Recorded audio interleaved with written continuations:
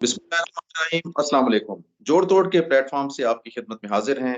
امید کرتے ہیں آپ خیریت سے ہوں گے۔ ہماری دعا ہے کہ آپ لوگ جہاں جہاں بھی تشریف فرما ہیں، اللہ تعالیٰ آپ پر اپنا خاص فضل اور کرم فرمائے۔ میں ہوں تنویر اقبال اور میرے ساتھ موجود ہیں ملک کے سینئر صحافی اور تجزیہ کار جناب محسن رضا خان صاحب۔ گزشتہ روز پاکستان کے سابق وزیر اعظم عمران خان نے یہ بیان دیا کہ انہوں نے کہا کہ جنرل باجوہ نے ان کے ساتھ دھوکہ کیا، اور انہوں نے جنرل باجوہ پہ اعتماد کیا، لیکن جنرل باجوہ نے ان کے ساتھ بے وفائی کی، اور انہوں نے یہ بھی کہا کہ ایکسٹینشن دینا بہت بڑی غلطی تھی۔ تو سب سے پہلے ہم آپ کو ایک کلپ سنواتے ہیں جس میں عمران خان جب خود حکومت میں تھے اور جنرل باجوہ ان کی نیپیاں تبدیل کرنے اور انہیں بب لگا کر انہیں دودھ پلانے اور بسکٹ کھلانے میں مصروف تھے، اس وقت یہ ان کی شان میں قصیدے پڑھا کرتے تھے۔ اس وقت کیا کہتے تھے، یہ کلپ دیکھیے۔ جنرل باجوہ نے جس طرح حکومت کی مشکل وقت پہ مدد کی، ساری میری فورن پالیسی کو آج پاکستان کی فوج اور جنرل باجوہ ہمارے ساتھ کھڑے رہے ہیں۔ باجوہ ڈاکٹرن جہاں تک مجھے سمجھ آئی ہے وہ یہ کہتے ہیں کہ ہم سپریم کورٹ کے ساتھ کھڑے ہیں، پاکستان کی جمہوریت کے ساتھ کھڑے ہیں۔ میرے خیال میں جو جنرل باجوہ ہے یہ سب سے زیادہ نیوٹرل اور پرو ڈیموکریٹک جنرل ہے میرے خیال میں۔ ایک اسٹیبلشمنٹ ہوتی ہے جنرل ضیاء کی، ایک ہوتی ہے جنرل مشرف کی، ایک ہے جنرل باجوہ کی۔ ٹوٹلی ایک ڈیموکریٹک گورنمنٹ کے ساتھ کھڑے ہیں۔ جنرل باجوہ کو میں آج ایک ان کی تعریف کرتا ہوں۔ کیا تعریف ہے؟ مجھے پتا ہے کہ میں پرانے آرمی چیفز کو بھی جانتا تھا، اس طرح کر کے کسی آرمی چیف کو اٹیک کرنا، فوج کے اندر ایک ری ایکشن آتا ہے۔ یہ جنرل باجوہ ایک سلجھے ہوئے آدمی ہے، ایک وہ اس کے اندر ٹھہرا ہوا ہے، اس لیے وہ برداشت کر رہے ہیں۔ کوئی اور فوج میں ہوتا بڑا ری ایکشن آنا تھا، غصہ تو بہت ہے اندر اس وقت، لیکن مجھے پتا ہے کہ وہ برداشت کر رہے ہیں کیونکہ وہ بلیو کرتے ہیں ڈیموکریسی۔ جی، آپ نے سنا جنرل باجوہ کے بارے میں عمران خان کے کیا خیالات ہوا کرتے تھے، اور اب جب حکومت ختم ہو گئی ان کی اپنی بھی، اور جنرل باجوہ بھی ریٹائر ہو گئے، اور اب وہ جنرل باجوہ کے بارے میں کیا فرما رہے ہیں۔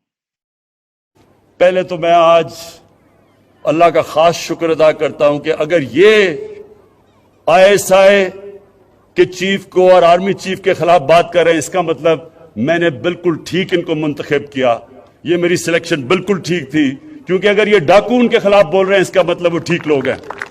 آپ نے جنرل باجوہ کو ایکسٹینشن دے کر واقعی غلطی کی تھی؟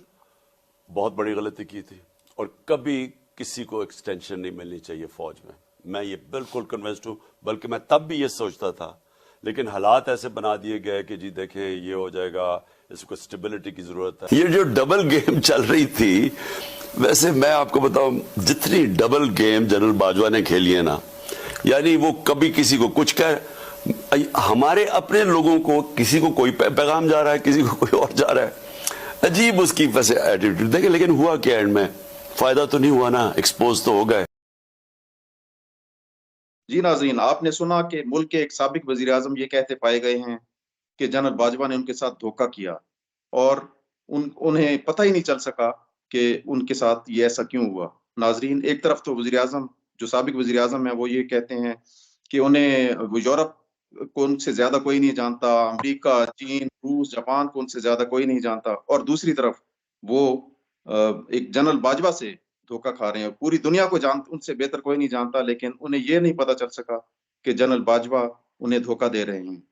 تو اس وقت انہیں یہ دھوکہ یاد نہیں آیا جب ملک کے چھٹے ہوئے کرپٹ الیکٹیبلز کو ان کی جماعت میں شامل کروایا گیا، اور جب 2018 کے الیکشن میں RTS سسٹم کو فیل کروا کے انہیں برتری دلوائی گئی، اور اسی طرح انہیں ملک کا وزیر اعظم بنایا گیا اکثریت دلوا کر، پھر پنجاب کی وزارت اعلیٰ ان کی جھولی میں ڈالی گئی، اور عدالتوں سے ریلیف دلوایا گیا، اور پتہ نہیں کیا کیا۔ تو اس وقت جنرل باجوہ جو ہیں غدار نہیں تھے، اور اس وقت جنرل باجوہ بہت اچھے تھے، لیکن اب جنرل باجوہ یکدم برے ہو گئے۔ تو اس پہ تجزیہ لیتے ہیں محسن رضا خان صاحب کا۔ جی محسن صاحب۔ دیکھیں، جب جنرل باجوہ نے پہلی مرتبہ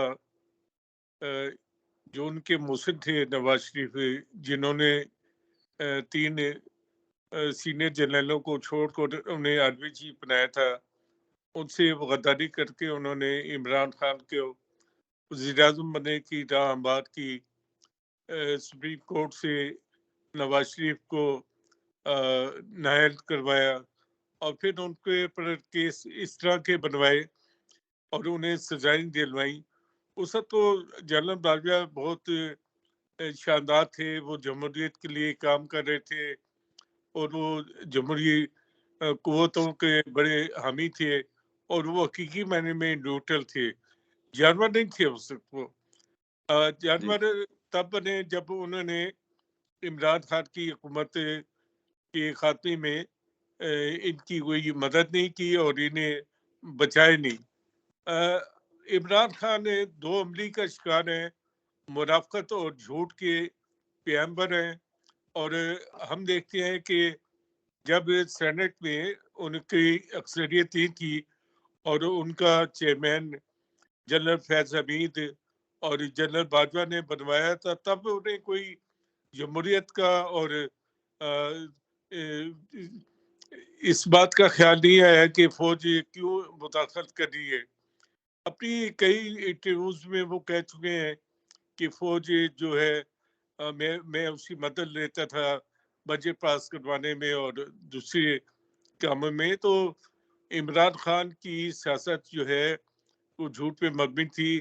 لیکن یہ ہم نے دیکھا ہے کہ بہت ہی قلیل مدت میں 3 لوگ بالکل بے نقاب ہو گئے، جن میں عمران خان، جنرل باجوہ اور جنرل فیض حمید شامل ہیں.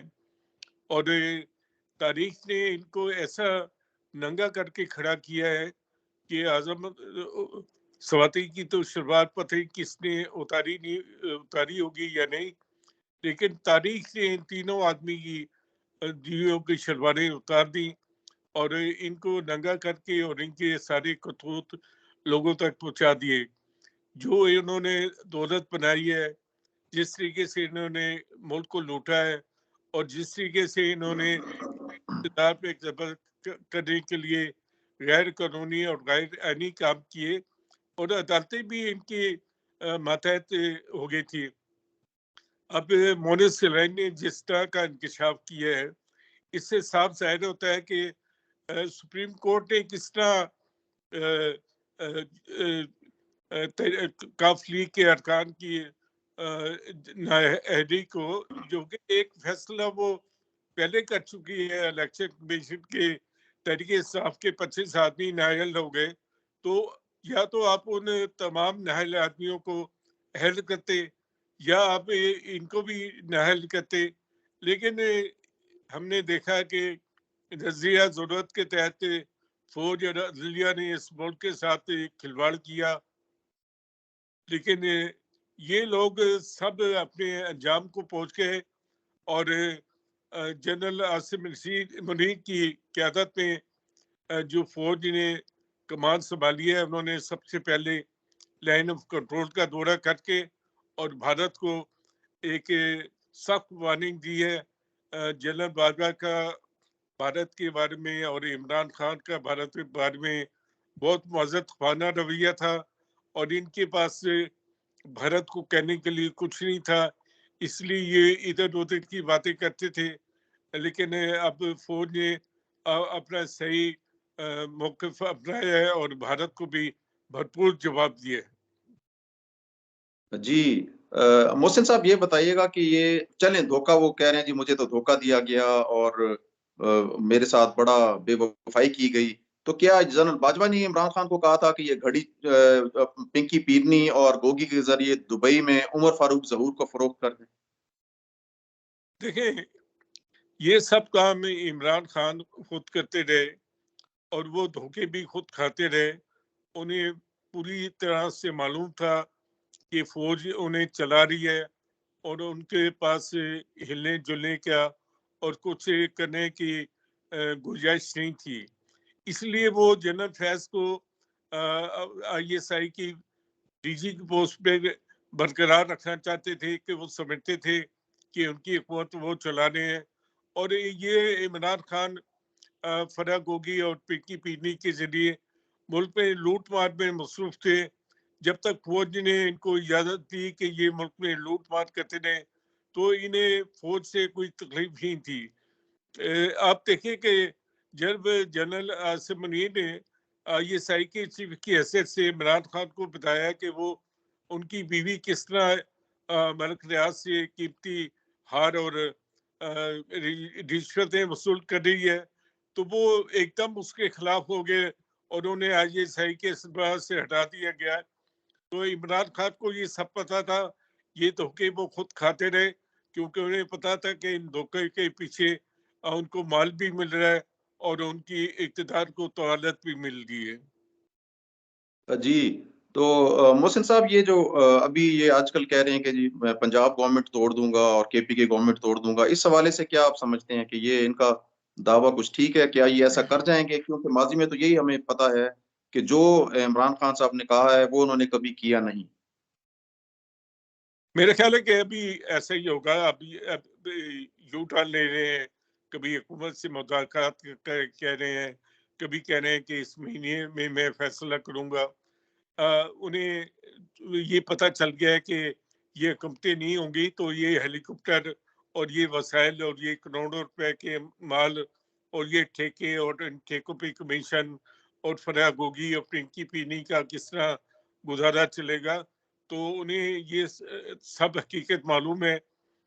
وہ ایک چبل مار گئے ہیں کہ یہ اسمبلی تحلیل کرنے کی بات کر گئے تھے، اب وہ اس سے پیچھے ہٹنے کے لیے کچھ جواز بنا رہے ہیں، اور کبھی وہ حکومت سے مذاکرات کی بات کرتے ہیں، کبھی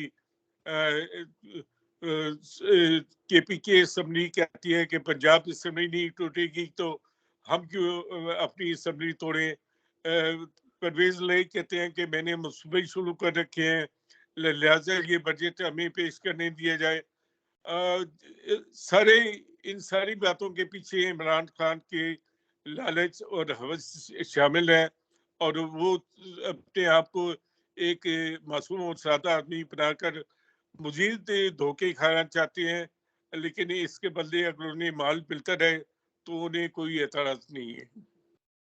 جی محسن صاحب، ہم نے دیکھا ہے کہ عمران خان بہرحال بڑے شاطر انسان ہیں، انہوں نے جو اپنی کرپشن ہے اس طرف سے نظریں جو ہیں وہ حکومت کی دوسری جانب موڑ دی ہیں، تو ان کی جو کرپشن ہے اس پہ کوئی بات نہیں کر رہا۔ حکومت جو ہے وہ بھی ان کے وزراء شاید سوئے ہوئے ہیں، انہیں بھی کچھ یہ نہیں کہ جو عمران خان کے جو میگا اسکینڈلز ہیں، ادویات کا اسکینڈل ہے، پیٹرولیم ہے، آٹا اور گھی اور چینی کے جو اسکینڈلز ہیں، اور جو پشاور جو موٹر میٹرو بس تھی اس کا جو اسکینڈل ہے، اور بے شمار میگا اسکینڈل سے ان کی حکومت میں ان کی وزارت عظمیٰ اور جو ان کا پورا ٹولہ تھا، جو ان کے وزراء تھے، سب کے ہاتھ کرپشن میں رنگے ہوئے ہیں۔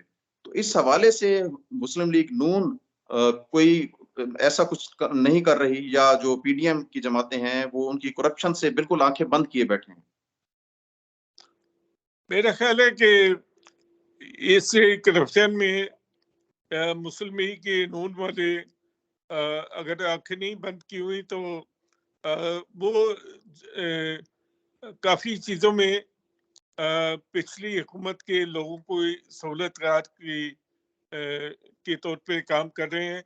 ہم نے دیکھا ہے کہ کئی ایسے افراد جو کہ سابق حکومت میں مسلم لیگ نون اور بعض بڑے اہم لوگوں کے خلاف کام کرتے رہے، انہیں اس حکومت میں بھی وہی سہولتیں، وہی برات اور بڑے عہدے ملے ہوئے ہیں۔